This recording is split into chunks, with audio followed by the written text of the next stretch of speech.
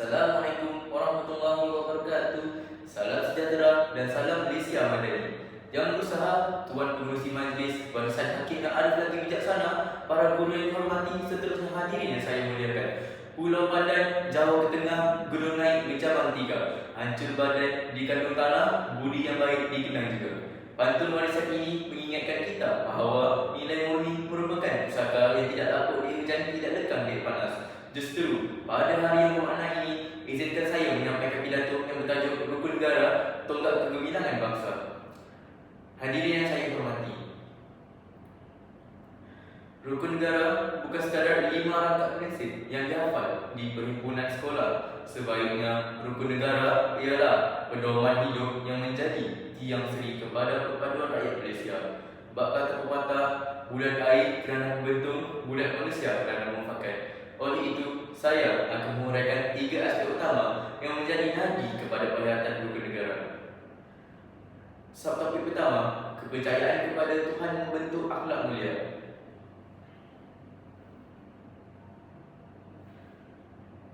Prinsip pertama, iaitu kepercayaan kepada Tuhan menjadi asas kepada pembentukan masyarakat yang akhlak dan integriti. Walaupun rakyat Malaysia menganut berbagai agama dan kepercayaan, semuanya mengajar nilai kasih sayang, kejujuran dan hormat menghormati. Jika setiap insan menjadikan agama sebagai panduan hidup, nescaya gejala rasuah, jenayah dan keruntuhan moral dapat dibendung. Sesungguhnya bangsa yang tinggi tamadunnya ialah bangsa yang tinggi akhlaknya. Bab kata ceria kawan, ilmu tanpa aman ibarat pohon tanpa buah. Oleh itu, marilah kita menghayati prinsip ini agar lahir masyarakat yang berbudi bahasa dan berpekerti mulia. Hadirin sekalian, subtopik kedua, kesetiaan kepada raja dan negara memperkukuh perpaduan. Prinsip kesetiaan kepada raja dan negara merupakan lambang kecintaan rakyat terhadap tanah air. Sejarah telah membuktikan bahawa perpaduan menjadi benteng utama dalam mempertahankan keamanan negara. Sebagai generasi pewaris bangsa, kita hendaklah hormat institusi raja, mematuhi undang-undang serta mengutamakan kepentingan negara mengatasi kepentingan diri. Janganlah kita menjadi seperti benau dalam luka melepaskan pucuk masing-masing. Sebaliknya, berganding bahu demi kemajuan Malaysia.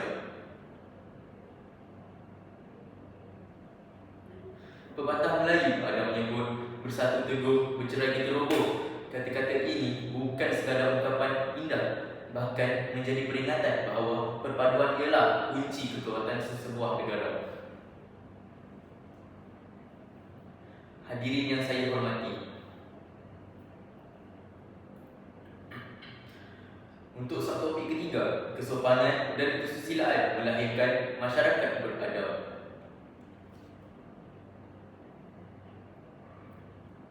Prinsip kesopanan dan kesusilaan pula menjadi cerminan kepribadian rakyat Malaysia. Dalam era teknologi dan media sosial, tutur kata yang sopan semakin penting.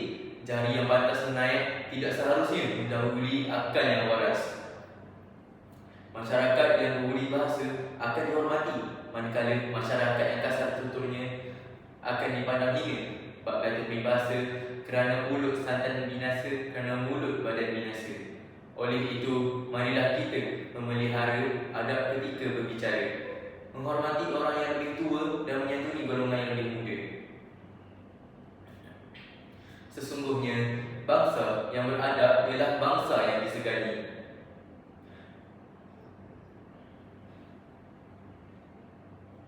Hadirin yang dikasihi,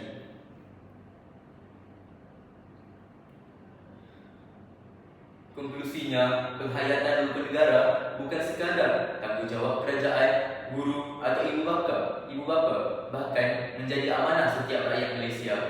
Dengan menghayati kepercayaan kepada Tuhan, kesetiaan kepada raja dan negara, serta kesopanan dan kesusilaan, kita mampu membina negara yang aman, makmur dan disegani. Marilah kita bersama-sama menjadikan Rukun Negara sebagai kompas kehidupan, bukan sekadar lafaz di bibir, tetapi amalan dalam tindakan. Sebelum saya mengakhiri pidato ini, izinkan saya menyampaikan serangkap pantun.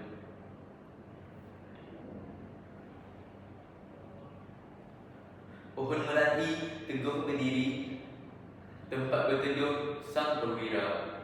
Rukun negara dihayati selalu, Malaysia gemilang sepanjang masa. Itu sahaja daripada saya. Sekian, terima kasih.